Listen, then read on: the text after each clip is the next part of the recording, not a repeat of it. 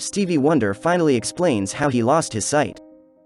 But before we start, please take a moment to give this video a like, subscribe and hit the bell so you'll never miss these great stories. Stevie Wonder is one of the most praised artists of the 20th century. The singer and songwriter has released hundreds of songs over the years, receiving awards and recognition all over the world. At the same time as one can be impressed by Stevie Wonder's musicianship, what's more remarkable is understanding how he does it, considering that he's actually blind. So how did it all start? Was he blind from the beginning, or did something go wrong? This is the story of Stevie Wonder. Going to concerts and watching talented musicians always leaves me feeling so inspired and impressed. It could be a singer with a wonderful voice, a guitarist that busts out insane solos, or a saxophonist playing his or her instrument on a whole different level. Put simply, there's something special about musicians.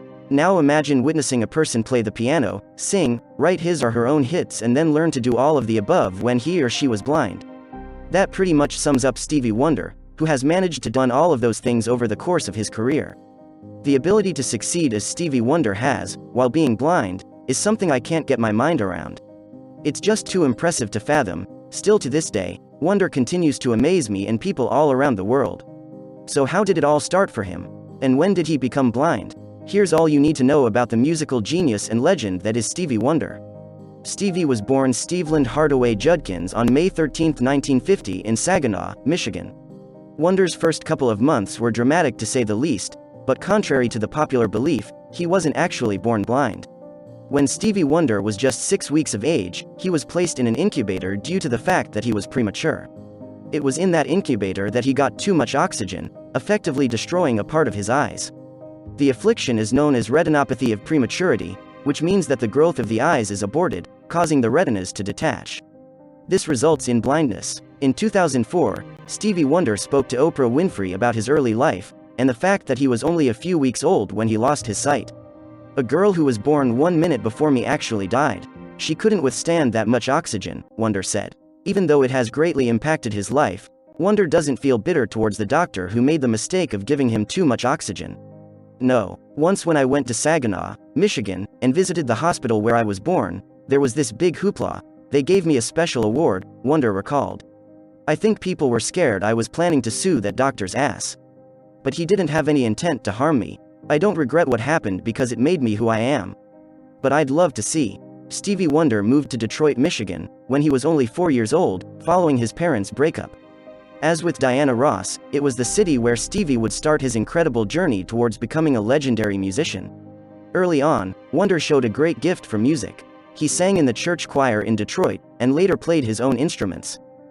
Wonder was gifted a harmonica from an uncle, and he quickly learned to play along to the songs he heard on the radio. He was inspired by the blues, and soon moved on to the drums after receiving a set for Christmas. Stevie Wonder has never seen anything in his life, at least not anything he can remember. But by age 5, he understood that being blind wasn't something that would stop him from pursuing his dreams. Sure, it was going to make things harder and more challenging, but nothing is impossible, and he was happy. When he was just 5, Wonder is said to have told his mother, "Don't worry about me being blind, because I'm happy." Speaking to Oprah, he explained further, "I said something like that. It bothered me that my mother was crying all the time. She thought God might be punishing her for something. She lived during a time when things were particularly difficult for a woman in her circumstances," Stevie Wonder said. "I used to say that if something happened to my mother, I wanted to die with her. That's because I loved her so much. I want to live so I can carry out the essence of what she has shown me, kindness and goodness." His mother was a very big inspiration for Stevie. Even though he was blind, she taught him to never be ashamed of anything, and to always persevere. Stevie Wonder also told a story of other kids making fun of him when he was young. Instead of letting it get him down, he used it as fuel to help him on life's path. "I just became more curious. How can I climb this tree and get an apple for this girl? That's what mattered to me," Wonder explained. "We had these woodsheds in the backyard, and we played a game where we'd jump from the top of the woodshed into the alley. Who could jump the farthest? The kids were like, 'Go, Steve, go.' But I guess I missed the moment when my brother Larry whispered, 'Mom is home.' So I'm on top of the shed saying, 'Are you ready? Here we go.' And I jumped right into my mother's arms." After learning the harmonica and drums, Stevie Wonder soon moved on to the piano.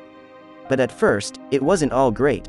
He explains that people saw him as the blind boy who always made noise and beating on walls or boxes, singing and playing bongos on all hours. Obviously, sound was very important to me, Wonder told Larry King in 2010. So, when I was able to touch that thing, what's called a piano, I was curious about it. At age 11, Ronnie White of the Motown band The Miracles discovered Stevie. And soon the little boy auditioned before Motown founder and legendary producer and label founder Berry Gordy Jr. Gordy Jr. was impressed, and signed the boy to a record deal. In 1962, he was renamed Little Stevie Wonder, and worked with several songwriters. He released his debut album The Jazz Soul of Little Stevie, which was instrumental, in 1962. He was only 12 years of age when he showed the world his remarkable musicianship. But it was the start of a legendary career which spans to this day. It was truly amazing to see a little blind boy become a distinguished musician. However, it almost didn't happen at all. It was a difficult point. The people there were excited about me being with them, but the lawyer my mother used was not that impressed with Motown, Wonder recalled. There was some negotiating, and some guy there said to my mom, "Let me tell you like this, Stevie can either sign this contract, or he can spend the rest of his life selling pencils." My mother said, "I don't give a damn what you say. My son will never sell pencils ever in his life." And the deal was off. I think Berry Gordy finally talked with my mom about the misunderstanding, and they worked it out. Just a year after releasing his first album, Stevie Wonder got his first #1 with the song Fingertips, PT. 2. It topped both the R&B and pop charts. The same year he also released Tribute to Uncle Ray, where Wonder covered the songs of soul icon Ray Charles. Wonder then developed a major audience with Little Stevie Wonder the 12-Year-Old Genius, an album recorded live. The set's edited single, Fingertips, PT. 2, became Wonder's first #1 song, reaching the top of both the R&B and pop charts. We could talk for hours about all the amazing songs Stevie Wonder has released. Superstition, I Was Made to Love Her, Yester Me Yester You Yesterday, My Cherie Amour, For Once in My Life and Sir Duke are just some of the many amazing songs he's responsible for.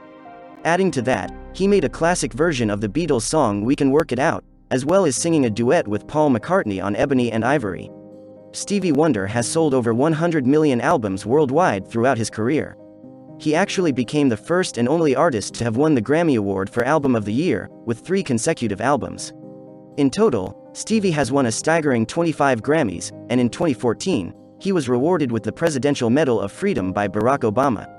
It certainly seems like Stevie Wonder loves life even though he's blind, and doesn't let his affliction drag him down at all. Instead, he enjoys playing prank on friends. Speaking on The Kelly Clarkson Show, Wonder's close friend Lionel Richie recalled the moment when Stevie Wonder tricked him by getting into a car. "I went to his house. He says, 'Wanna hear a new song? I've got it in the car. Come on, go with me,'" Richie recalled. Stevie Wonder and Lionel Richie walked out to the car, when Wonder told his friend to get into the passenger seat. Stevie sat in the driver's side, and then the most unexpected thing happened. He cranks the car up, he puts the tape in, right? And then he does this, turns around, and starts driving back down the driveway, Lionel Richie explained. And I screamed, "Stevie, what are you doing?" And he said, "Ah, got you, didn't I?" I would hate to get around him because every time I would get around him, I would not want to give a phrase to him because he'll write a song with it, Richie added. During a recent interview with Oprah Winfrey, Stevie Wonder opened up about his future plans. And it involves leaving the US to live in Ghana indefinitely. Wonder explained that it's a part of his efforts to shield his grandchildren and great-grandchildren from racial injustices within the US. "I want to see this nation smile again," Stevie Wonder told Oprah, as quoted by People. "And I want to see it before I leave to travel to move to Ghana, because I'm going to do that. I am relocating permanently, because I don't want to see my children's children's children have to say, 'Oh, please like me. Please respect me, please know that I am important, please value me.'" What kinda life is that? Stevie Wonder has shown the entire world that being blind doesn't mean you can't accomplish things.